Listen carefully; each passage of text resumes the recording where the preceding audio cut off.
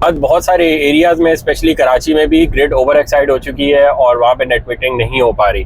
ऐसे इलाकों में क्या सिस्टम लगाना चाहिए जहाँ पे एटलीस्ट 3 से 4 एसी तो रात में चलते ही हैं? एक 500 गज का अगर एग्जांपल ले लें तो ऐसे घरों पे जो सबसे बेस्ट सिस्टम है वो एक हाइब्रिड इन्वर्टर होता है जो at the very least 15 kilowatts का हो, क्योंकि आपने 4-5 ACs, 3-4 ACs, light fan, fridge, motor, तो आप 15 किलोवाट का अगर हाइब्रिड इन्वर्टर लगाते हैं तो उससे आपके ये मसले सॉल्व हो जाते हैं और आप उसमें नेट मीटरिंग नहीं कराते, क्योंकि ग्रिड पहले ही ओवर एक्साइटेड है।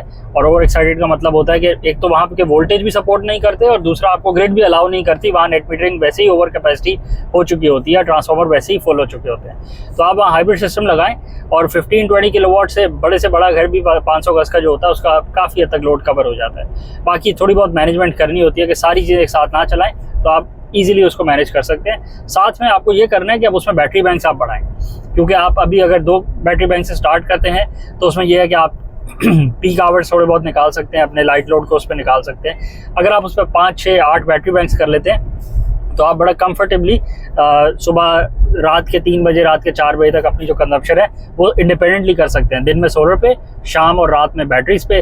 और अगर 3-4 बजे आपका स्विच होकर बाप है कि इलेक्ट्रिक पे भी आ जाते हैं आप, तो उसमें कोई बड़ा इशू नहीं है। आपका बिल मिनिमल ही आता है, उसमें 5, 8, 10 हज़ार का अगर बिल आ भी जाए तो कोई मसला नहीं है। घर भी आपका 500 गज का था, आपका नॉर्मली बिल वैसे लाख से ऊपर होगा, तो इससे काफ़ी हद तक आपकी कवरेज हो जाती है। ठीक है।